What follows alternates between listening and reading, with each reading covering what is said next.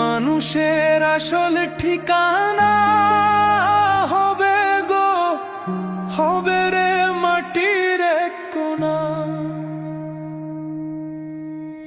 মানুষের আসল ঠিকানা